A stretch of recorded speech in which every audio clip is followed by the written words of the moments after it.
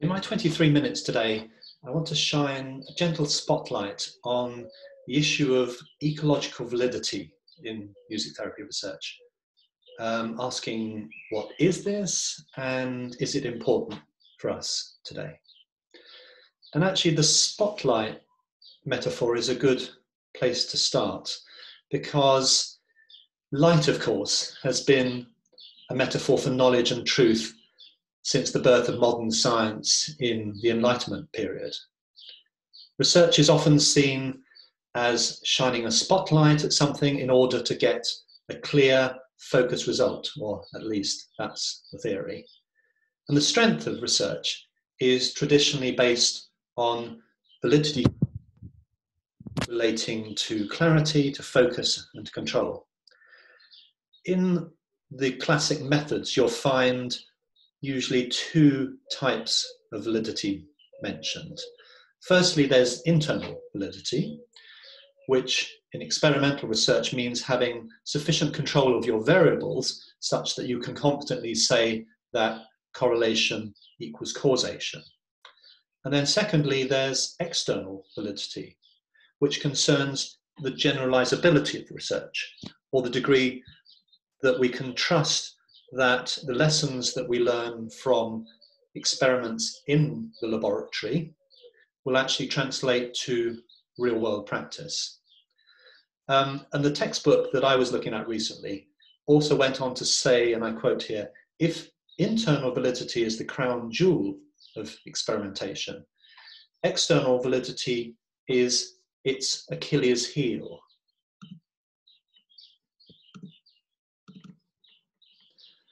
That is, there's a built-in weakness within the system of experimental trials. And the potential downfall in research is simply that there's often a mismatch between the lab and the real world, and that what the research says happens under experimental conditions doesn't happen in the outside, in the real world. Concern with this situation has led to a third criterion being added to this classic pair, and this is ecological validity. This asks not just whether the lab results are generalizable, but whether they actually shine the light on the right thing in the first place. That is, does the research inquiry match the logic of the natural ecology of practice? Or does it instead substitute some artificial, oversimplified proxy model of what something like music therapy practice really is?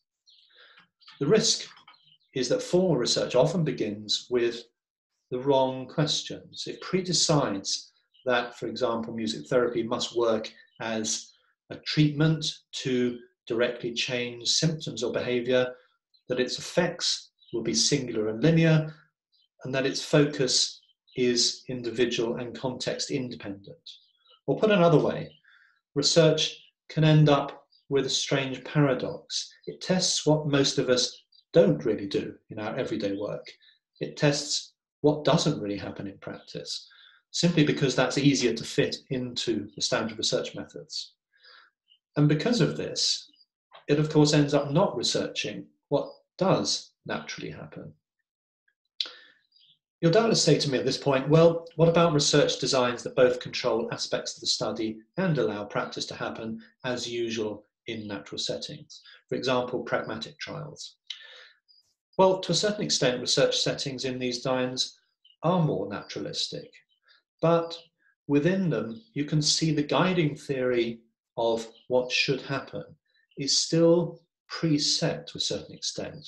The research cart is still coming before the real world horse in these. In my response to this dilemma of ecological validity, I'm going to also remember today two researchers who we've sadly lost in the last 2 years, Mercedes Pavlicevic and David Aldridge. They both influenced how I think about music therapy research, and in particular about this question of ecological validity. I always felt that David could smell when the method wasn't adequate to the phenomenon. And he bravely searched in his own career for ways of researching music therapy that were ecologically valid, where research really did justice to practice. He championed careful observational studies, and he said that if we really want to know how music therapy works, often the best way is simply to ask people how they experienced it. This seemed surprisingly radical at the time. And then there was Mercedes Pavlich, who did her first research, her doctoral research, at Edinburgh University, supervised by Colman Trevathan. This was an early experimental study in music therapy, which she proudly considered a research dead end.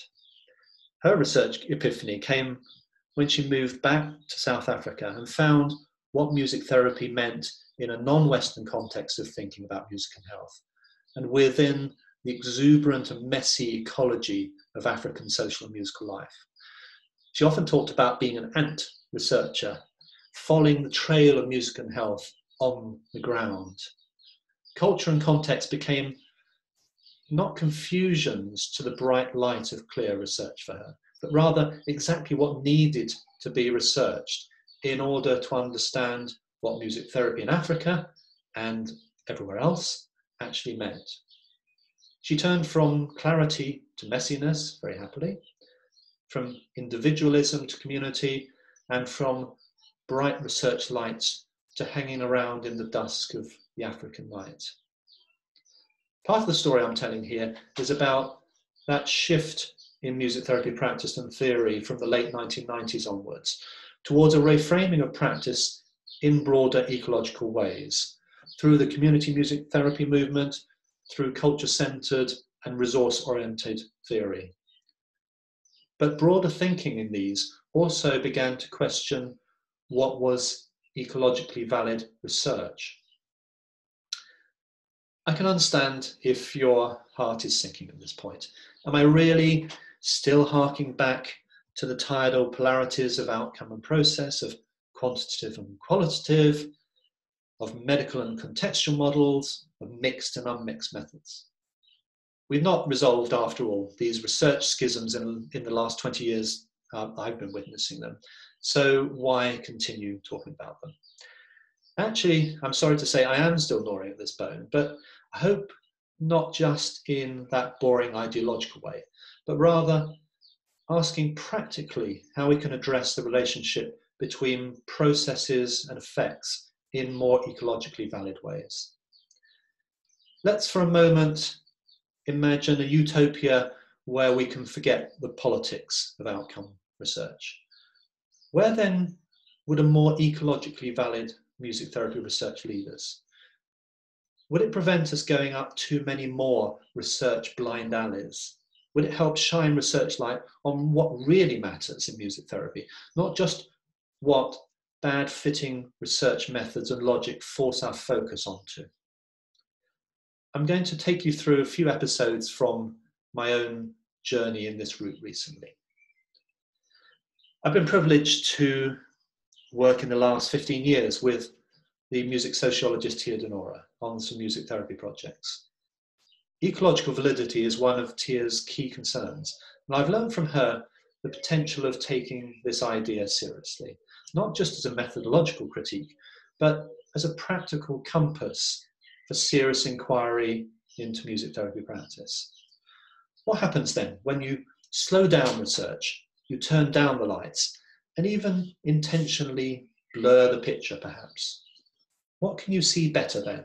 What can you hear better? What happens to your research when you lose control of it a bit, when you don't know where it's going? Often from my experience, this is exactly the point when I find things that I didn't know before, things that sometimes go against the pre-framing of theory that's guided me so far. Of course, I'm primarily talking about ethnography as method and theory here, a way of giving sustained, detailed attention and contemplation to social action and interaction in natural settings. Its key question is, what's really going on here if we look and listen closely enough? It puts understanding before testing or proving. Methodologically follows on from a rich tradition of what the poet-scientist Goethe called gentle methods. It's more than just qualitative research. Ethnography confronts another Achilles heel of experimental outcome research, the so-called black boxing of what actually happens, leaving the process between input and output unexplored and mysterious.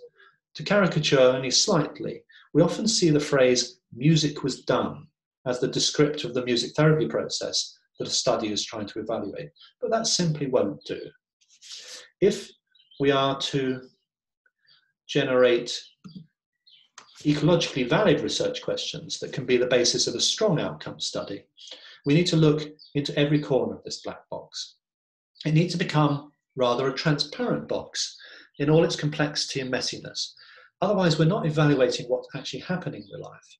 We're relying on artificial constructions of what should happen, on proxy measures, which seldom match what actually happens in real life. As we've always been taught, good and useful research only comes out of good research questions. And you don't get good questions from jumping over the black box.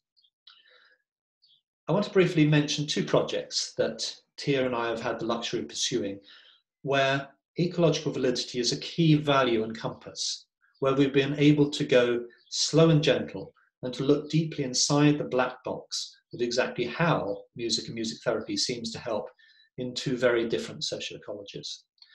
Our findings have flown from a slow process of looking into the black box, sometimes with a dim light, asking what's really happening here in real places with real people, doing real things for their own real reasons.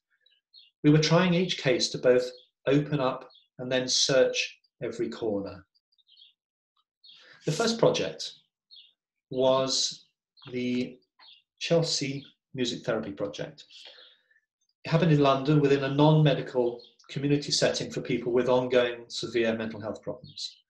The Community Music Therapy Project began in a cafe and developed organically over the years. The research, which was an ethnographic longitudinal case design, simply followed where the music and the people led it, letting the situation teach us exactly how music was helping there. It's a complex story, of course, and you can read the details of it in the book on the slide. But what I want to focus on today is how becoming part of this place as researchers, and by following the precise details of individual cases and their musically enabled pathways across quite long periods of time, we came to understand what outcomes meant in a more ecologically valid way. And we've called them continuous outcomes. That is, instead of looking for a simple before and after effect of musical activity, we searched our data for any ways that music seemed to be helping: physical, emotional, social, even spiritual, and coded 178 different items. These represented a continuity of outcomes rather than a simple before and after comparison. And these outcomes were often messy and mixed up. They flowed between people and spaces and times. And our baggy list included things like a smile, the turn of a melody, an unexpectedly successful performance of a song, a change in a psychological symptom, even a decision to stop drinking.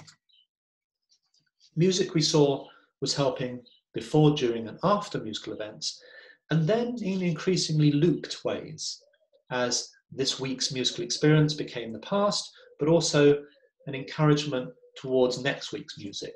A musical pathway is, of course, by nature continuous and non-linear.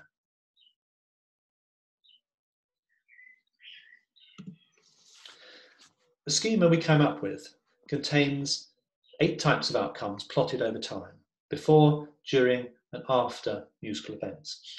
This thickens what we might think of an outcome in music therapy research, especially the assumption that an outcome is just a discrete point in time, rather than an ongoing process of music helping within people's ongoing lives in a variety of ways. And this project led us into thinking about care settings in relation to ecological outcomes. This time our question was, where does music therapy happen within care? If we over-control the physical and social space that we research, are we missing key aspects of how music is helping? So we become interested in the everyday natural spaces of care homes and hospices, and what happens when music or music therapy enters what we've called scenes of care.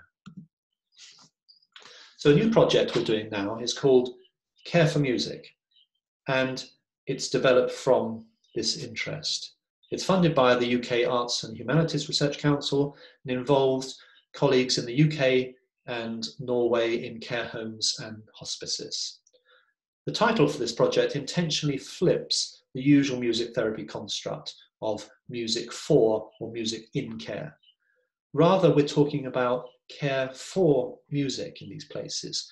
We think this directs attention to how it seems that music helps because of how many different kinds of people seem to be mutually caring for music. Not just music therapists, but also the residents in care homes, patients, staff, and family members. The mutual caring for music is what seems important in these settings. But from a research stance, just how do you capture, analyze, and theorize this phenomenon with ecological sensitivity? What we suspect is really important in these settings is also easy to miss, as the key evidence is seldom right in front of you. It's round and about the place. It's seldom sustained, but it consists of subtle and fleeting musical gestures between people. You sometimes only realize what's really happening when you hang around there for more than hours, for days, for months, even years. So again, our project is about the spatial and temporal aspects of ecological validity, trying to catch what exactly happens where and what exactly happens when, and exactly how musical things happen in relation to caring things. We think that previous research in this area has missed too much because its research light has been often too bright, too focused on a narrow frame and too fast moving, and needing to get results based on too simple questions such as, does this work or not? Capturing a more ecologically valid picture of caring for music may mean, of course, using some technology of capture such as 360-degree filming to see what's going on around and about the musicking. But it will also involve a degree of 360-degree conceptual thinking, testing out whether our usual ideas about people and music in these settings might not be multidimensional enough yet. I'm going to give you an example now, the kind of things that we're interested in exploring further that came from a pilot project in one of the care homes. A man named Angus has mid-stage dementia, and he's usually part of a project there and in a music therapy group that I run in the sitting room. One day I get there and he's not in the group as usual, and someone says that he's stuck in the dining room and the carers can't get him to move. So I go into the dining room, and right at the end of the room there's Angus, stooped over, frozen in a pose, looking at the floor. I say to him softly, hello, and then walk over to him.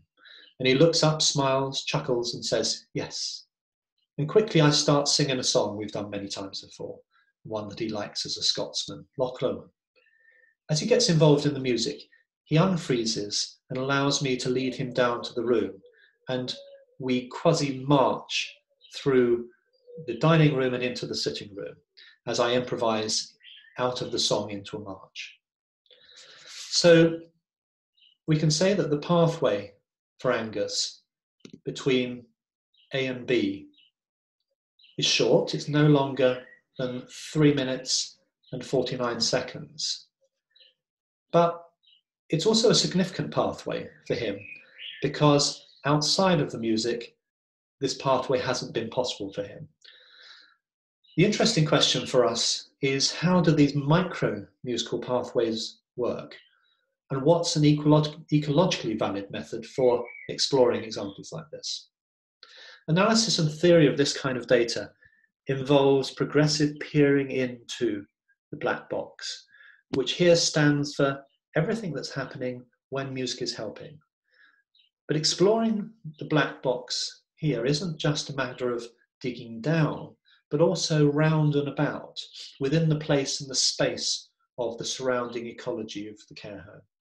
This means simultaneously working with a broad spatial focus attention and also with a narrow microfocus. It involves, that is, two kinds of research light. The first light is focused, allowing us to slowly drill down into the micro level of musical interactive detail. Here you can see we've made a very detailed index of musical events correlating with what we call paramusical events along the lines of the Nordoff-Robbins indexing experience. What are the things that go along with points of musical experience? So for example, in the first 12 seconds of the interaction with Angus, we see a necessary prelude to my actually singing to him, and how these introductory aspects are pre-musical in an almost musical way. And then we see the sequence over seconds of my two hellos to Angus, and then his chuckle in response, and then that leads to our mutual recognition and contact through eye contact, and then his yes, which gives me the cue to launch quickly into the first phrase of the song. Through this micro attention to what's happening second by second, we examine the fine grain of the musical and the paramusical aspects of a scene like this, the detailed relationship between the who, the when, the how, and the why. And then the second type of research light is gentle and more diffused, shining around and about the scene of care, seeing how these micro events fit in with larger patterns of action and interaction within this particular home. As the web of events gets more complex and more colourful, as we explore in time and then over time how music is relating to patterns of caring. It's often said that qualitative research is needed as a precursor to experimental studies in order to see what's happening. But ecological validity asks us to further extend this point, that good research has to be ecologically valid throughout the research process to be really helpful for practitioners and to authentically represent practice as it really is to those experiencing it or recommending it to others. Proxy models and proxy measures shortcut the long process of genuine inquiry. They often misdirect research attention and then they miss what's really happening. At its worst, the wrong kind of experimental research puts music therapy into a black box within a white room. That's not ecologically valid, and it doesn't help either practice theory development or ultimately the politics. We're not proving what we're actually doing. It's fake news.